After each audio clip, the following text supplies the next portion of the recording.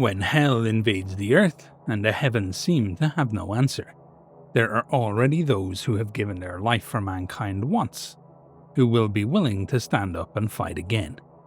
Some souls are filled with such piety and rage that they cannot stand to see God's creation defiled, and it calls them from their graves, as Jesus called to Lazarus, and they shed the shackles of death and walk again at the head of the living.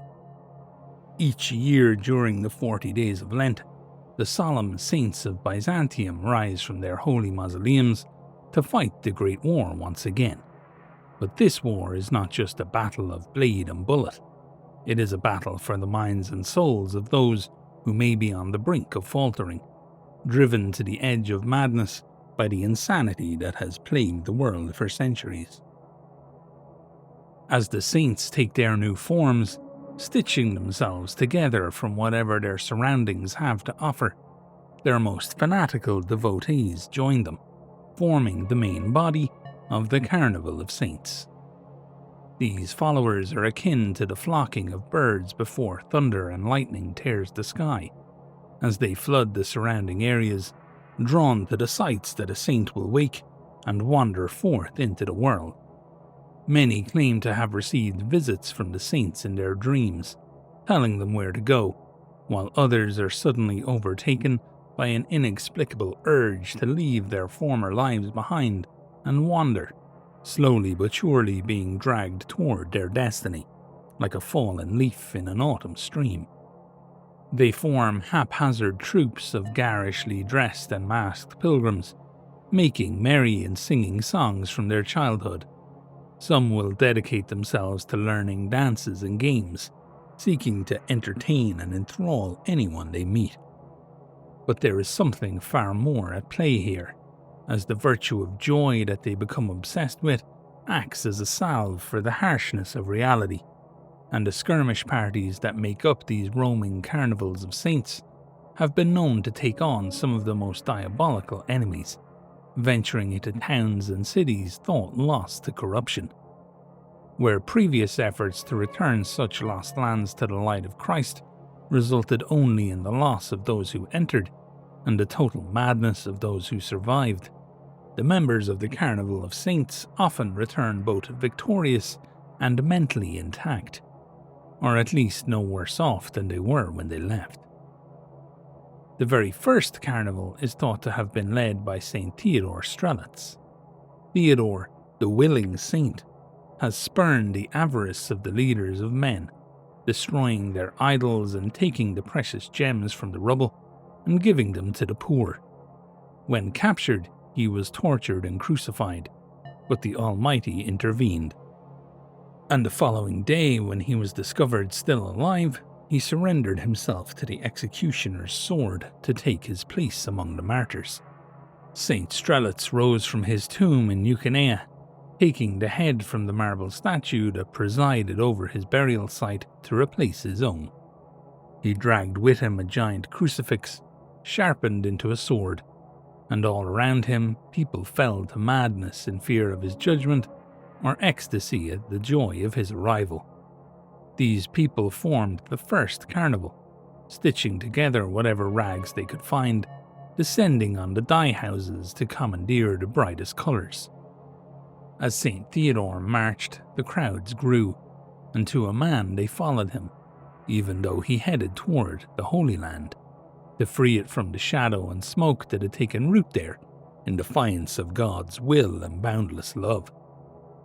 Poorly equipped for battle, the revellers were slaughtered when an army of cultists fell upon them near Nazareth. While St. Theodore's followers were easily felled, the reborn saint himself was not so easy to deal with, and he fought the heretics for 3 days and 3 nights, until eventually being buried beneath a pile of the dead. And so ended the first carnival, but the story spread, and in the years that followed, the revellers were ready for what would be asked of them when the next saints rose to lead the processions against that most hated enemy. Solemn, austere, and utterly relentless, annihilator saints are amongst the most destructive champions of the faithful. From their sacred tombs of old Byzantium they rise, driven by a singular purpose: to eradicate the enemies of creation.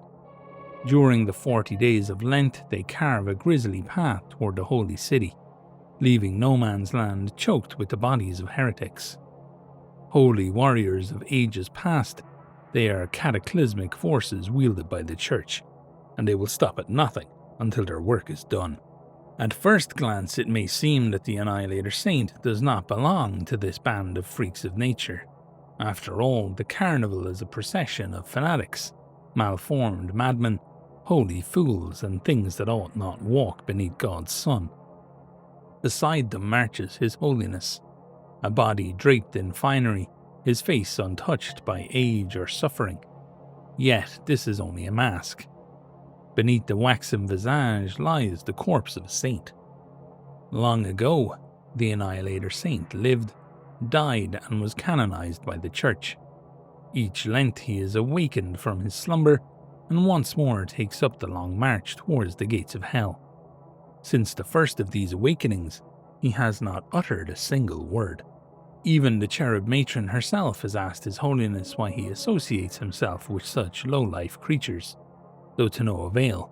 The saint did not respond. He never does. The carnival celebrates him and dies for him, yet none can say what thoughts linger behind the wax mask. Whether he delights in their company, merely tolerates it, or fails to notice them at all. But when the massacre is over, and the last fires burn low, the revelers tell a different story. They swear to have heard humming from behind the waxen mask. The melody is always familiar, one of their songs, one of their hymns. Of course, the revelers are not known to be reliable witnesses, so perhaps this is hearsay, or perhaps it is true.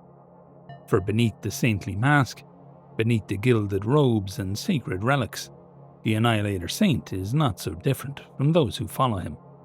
He is, after all, just another fool for Christ.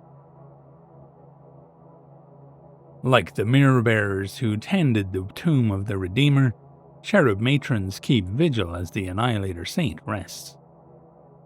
As Lent approaches and the saints awaken, the matrons march beside them, their cherubim servants never far behind. Though they lovingly guide the carnival on its jubilant crusade, dark tales surround these motherly wardens, that their mere presence brings women into labour, that babes born in their wake laugh rather than cry, and that, like the angel of Egypt, they leave no newborn son unclaimed.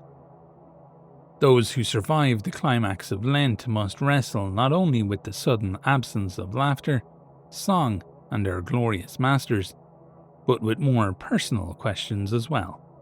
Why did they live whilst others died? Seeking answers, many travelled to Nuovo Venezia and joined the Order of the Divine Comedy. There they are instructed in the strange ways of the jester knights.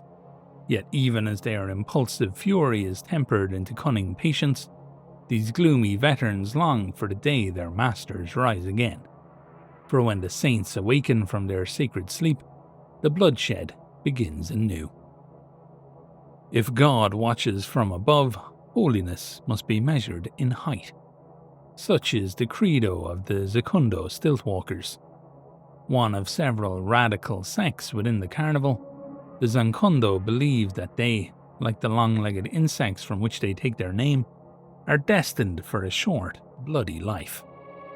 Amputating their legs in horrifying rituals that make sense to them alone, they replace their lost limbs with great metal stilts. Thus ascended, they survey the battlefield, their strange, elongated silhouettes confounding the enemy as they snipe from afar. Others douse their stilts in flammable oils, immolating all in their path as they stride into enemy ranks. When a saint rises to massacre the enemies of Christendom, it heralds the joyous advent of Easter and the miracle of resurrection. Those visited by a saint soon abandon their former lives to join its bloody pilgrimage. For 40 days they don colourful clothes and arm themselves with whatever they can find. twisting their bodies into ecstatic dances and hiding their faces behind uncanny masks. They fearlessly frolic and fight alongside their solemn shepherds. Overcome with feverish anticipation, they rush to meet the foe, dashing recklessly across the war-pocked battlefields of no man's land. Hearing the voices of angels or gripped by visions of beatitude, those blessed with an artistic temperament are especially vulnerable to the clarion call of the carnival. Working themselves into a trance-like ecstasy, they sing, dance, and play for days on end, driving the procession to ever greater heights of jubilation. Such Dionysian revelry comes at a terrible cost to both body and soul, and most of these gifted celebrants perish within days. Until that moment, however, they are revered as living embodiments not only of the spirit of the carnival, but of Easter's joyous advent itself. Of the few revelers who live to see Easter's arrival, many join the Order of the Divine Comedy. Others, however, refuse to leave their days of revelry behind. Tearing at their clothes and clawing at their faces, they gradually go mad with yearning for the day when length begins anew. Some are found dancing amongst the corpses of their fallen comrades, determined to prolong the celebration. Others wander from town to town, forcing entire villages to join the festivities at gunpoint. Whatever the ultimate fate, these tireless fanatics in time become formidable warriors, their martial prowess sharpened by endless drills and an all-consuming impatience for their next bloody pilgrimage. Perhaps not so much a marvel of engineering as of demented ingenuity, carnival wagons are nonetheless terrifying constructs built for glorious war. Steered, in the loosest sense of the word, by a particularly charismatic celebrant, these ramshackle behemoths blare joyous proclamations of doom across the battlefield. Some are powered by volatile powder kegs, while others are hauled by giants and other outcasts drawn from the carnival's embrace. Grinding inexorably toward the enemy, carnival wagons soon become the boisterous centerpiece of the mayhem that follows in their wake. Now, thank you so much for watching this video and getting to this point. This is not a Trench Crusade video. This is I guess it's a fan faction, a fan fiction from Grimdark Covenant Miniatures, who have created these weird clowns, jesteristic folks who you can use in your weird war games should you want to, and they will act as perfect proxies for something like the Trench Pilgrims in Trench Crusade, which is obviously what my channel is mostly about. However, I do love to cover these strange and interesting projects and Kickstarters from within the Weird World War community, which is very, very big and very, very interesting. So there's a link below over to the Kickstarter if you want to get your hands on these and support Grimdark Covenant Miniatures. They have 7 days left on their Kickstarter, so you have time to go over there and get your hands on this stuff. I just find it really interesting. I remember maybe a year ago, maybe a year and a half ago, somebody brought up the idea of doing essentially like a jester-like warband in Trench Crusade, and I personally had a very strong negative reaction to it. I thought it was silly, and I just didn't see how it would be done well in the game. But here we are, and somebody has done these proxies that you could use in Trench Crusade if you wanted to, and they're that kind of jester vibe, and I really like them. So, you know, maybe I shouldn't be so close-minded. But yeah, I just really like this campaign. As always, this is not a sponsored video by any means. I just like to cover these projects from within the community to get them out there in front of more people and maybe help kind of get a bit more money into these campaigns for the folks who are doing them, because I'm all about the decentralization of the hobby. I think games like Trench Crusade in general are really important because there's just way too much focus put on the products of a handful of companies in the tabletop wargaming space. That's obviously Games Workshop, and in the trading card game space, I would argue that would be like Magic and Pokemon, and in the roleplay space, I believe that to be Dungeons and Dragons. I just feel like these things hoover up so much attention and take away so much attention from, I'm just going to flat out say it, more interesting, smaller projects. And then even as you go out into the companies that are doing the interesting stuff, there's more and more and more and more strata of just really fun, creative things. And I've always enjoyed highlighting them on the channel, and I will continue to do so over time.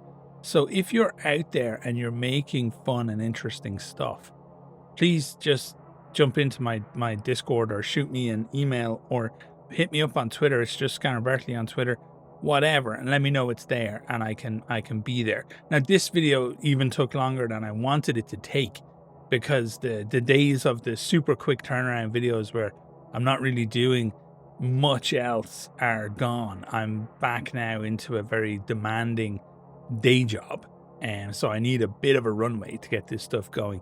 That said, Miguel, who I've been dealing with from Grimdark Covenant Miniatures, I truly appreciate your patience when it came to getting this video out, and even for allowing me access to the assets that you gave me so I can make the video in the first place. These folks don't have to do that. Like, they don't have to, you know, let us look at the products this way and all the rest of it. And yes, there's benefit to them, no doubt. There's 100,000 subs and I'll get it in front of them. But like, these people are so busy. I'm desperate to talk to you about my own projects so I can break down all the things I've learned and how much fucking time all this stuff takes. Like, these folks are so busy when they're doing these projects and when they're working on all this stuff. And it's such genuine, legitimate, hard work. So please go and support if you can. That's it for this video. I'm off to jump in an ice bath. It's still warm here, and I don't want to hear about it. I don't want to hear that. It's not as warm as you think it is, Scanner. It's exactly as warm as I think it is, you fucks. Alrighty, all the best, folks. Have a good one.